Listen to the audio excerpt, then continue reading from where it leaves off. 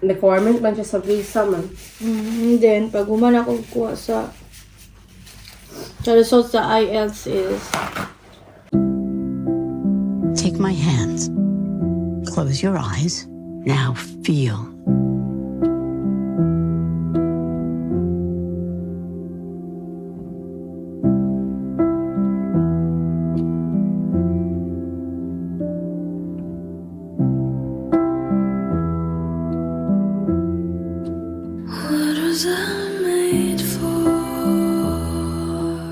TV test na rin kasama yun na rush. Rush to siya nga. Rush ka mahal kayong ticket kay the next next few days na no. Kaya mag-apply na sila og visa. Kailangan ng TV test. Mga 1 week ra magkakasong gikuan. Kaya hindi ra dito. Excuse me. Kaya nagulat dito sa reply sa kuan. Katong clinic. At sa clinic oh. Kaya mag-apply ba ka ato tapos ay magkuan ka. Nag-submit ka for appointment. Nagulat-hulat ka kung kanus ang appointment. Naghihatag sa imo the next week. Ah, oo. Dali atong ticket. Magwin na ka ticket, 16,000. 16,000. Pero ang normal din nga ticket kay mga kwan, maday 5,000 kapin. That's nang yuto kay. Or average maybe 8 to 10,000 kung return. At least 1 week before that kwan. Travel. Yeah, one day, one night, ano ba ko ito? One night, the next day, balik na din ka. Grabe, jet lag kayo. Travel ka sa gabi pagkaugma dayo ng imong test. 9. Nagkuha na yung mga result sa gabi hapon. No, within the day. Mo gani, same day ra. Oo. Hapon na mo nakuha. Buntag maka nagpa-test. Hapon na mo nakuha ang result, diba? Tapos, fly na din ka. Kaya, Balik ka gayon. magani kay ko. Bagyo pa dito. Bagyo. And then, pag umani ako sa TV result, Nag-apply na ng visa. dili. Pag manawag IELTS, first ang IELTS, and then, ga-interview din ko sa akong employer. Nag-ask siya og na ba ko TV test, so wala pa man ko upcoming pa man to, so IELTS ra kung na hatag, di ba na? And then aya din tong TV test. Then after TV test, nag-proceed din ta sa atong visa application. Tapos nag-wait ka for 3 weeks pa. Yung visa. 3 weeks. So, April ka nag-IELTS, nag-TB test ka, end of April na to? End of April. Nag-apply din ta mga May. Tapos nag-wait din ta og 3 weeks. Plus mga process pa yun na days, mga 4 weeks ito no? Kaya mag-process or 1 week. So, pag-awan mga application. Kaya naman tayo mga question na itong application. April, May, June ni man ako imong visa? June 18? June 18. Bakit June 18? June 18. Dili July 18. July 18. So, nag-apply kita sa imong visa. Mga June na kayo, na-late. June to siya nag-process, then na-receive na ko akong imong TB, nakuha ba niyo sa TB test sa end of April? May pasa na to sa ila. Dugay sila naka-process sa visa. Ba? Around May, nag-fill in ta sa application sa visa. And then, nag-apply sila June. Dugay lagi sila naka-apply sa visa. Mga 1 month pa na ito rin ko ta sa Kondayon. Sa Cebu. For biometric. Pero mo visa, July na nakuha. July na. Atong kuan. 18th of July, mga na. 13th of July to. 13, 18. 18 of July. So, nag-apply sila June na to sila nag-apply.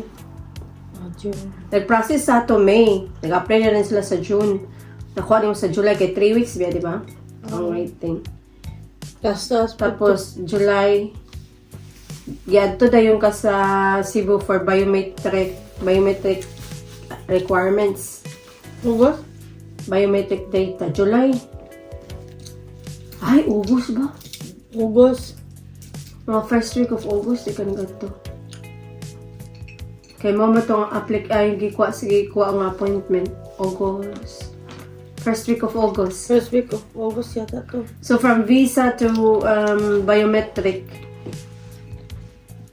Ay, wala pa rin mo visa, ting. Gig na, nakangapatuon ka sa biometric, ting. O, patron pa ko. Natatoran to sa visa itong kuha. Ay, hindi man, dali raman. Nadugay ta sa biometric. Nadugay ta sa biometric di ay. Pero nagpasa na ta sa atong application for visa. While nag-apply sa application sa visa, nagkikuha sa appointment pa sa biometric. Dito nadugay sa application dahil sa appointment sa biometric. Tapos gadto rin ka sa Cebu, biometric. June, mo din na sa June na dito nag-process di ay. Tanan. Tapos sa July dahil nakuha na rin mo ang visa. July. Nadugay rin ta sa kuan na yun, sa Polo. Sa Polo. Puti Sa kayo. Polo sa London. Kailangan kay... Ay, dili mo kay kuti di ang Polo sa London. Ting, may process mo ito nila within 2 weeks. Dali ra. Ang kuan lang ato is... Ang POAA. POAA. POAA, mga... nakaabot na ang original document sa imo gani. Wala pa gyapon na humanin ang POAA. Di ba? Nasimbe sa solicitor diretso ang Ano gitong nadugay ko ata? nag-request sila o compliance. Mag-email. Ang Manila man na to. Kasi Cagayan man to. Tapos send sa Manila. Ang pamagin nila kay through online man to nan.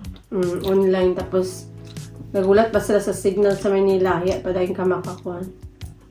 Pila ka days or weeks naggikan sa phase 1 hangtod sa ending.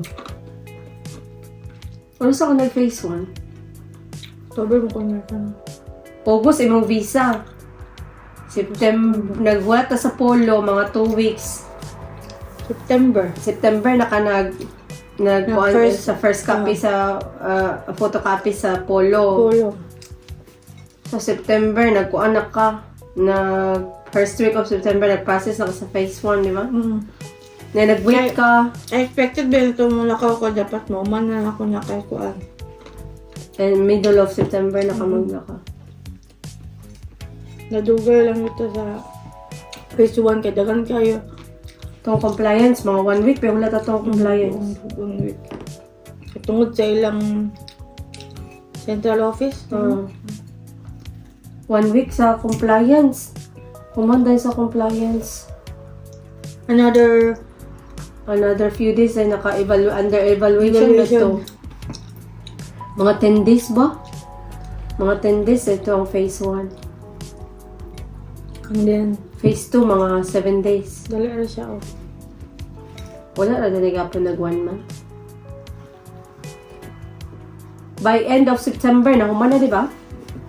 O wala pa? 4th of October. Humana na ta. Uy, mong appointment sa pagkuha sa OAC o 4th of October, beto. Ay, oo. Na nga na kay mga ati 6 of September, 6 of October, biya. Nagkuha kasi humanin mo na imong October na kita na humano kuan. Kasi sa phase 2. Ay, 2nd of October, dito ting, yung mga appointment sa Pdos. OAC din kapag ka, nag-submit din ka to, nakuha na yung mga OAC sa 4th of October. 1 month, ganda yung kunin mo ba eh? September? Process. From phase 1 until sa OAC, mga 5.5 weeks ba? Dugay-dugay po to. Ano? 5.5 eh? 5.5 month. 5.5 month.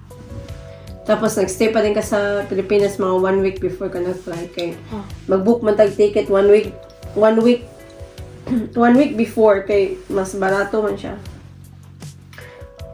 1 week kung nagstay ato. 1 week. For preparation. Matunaban pa naman si ate. Aguman. Lagi na dahil. Book na. Book na tayo yun.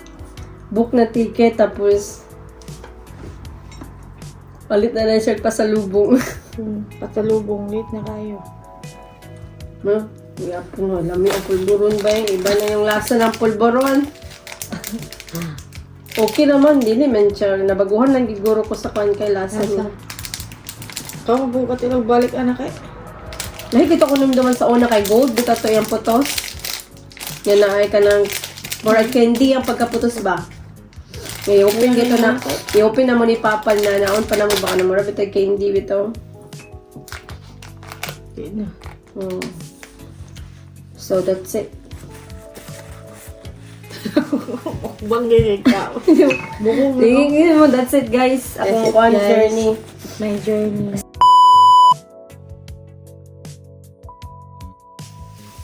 Ayan na. Come on na, sige na kayo. Istorya na ito yung first week of being in the UK and first week of work. Sige na. Bye-bye guys. Bye-bye guys. Wait lang. Pag-bye na. Bye-bye. Business trabaho mo.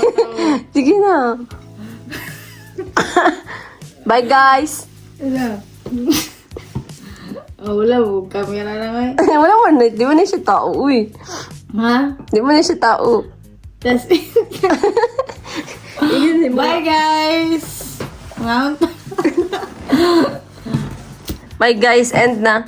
Bye guys, and na. Salamat sa pagpaminaw. Bye.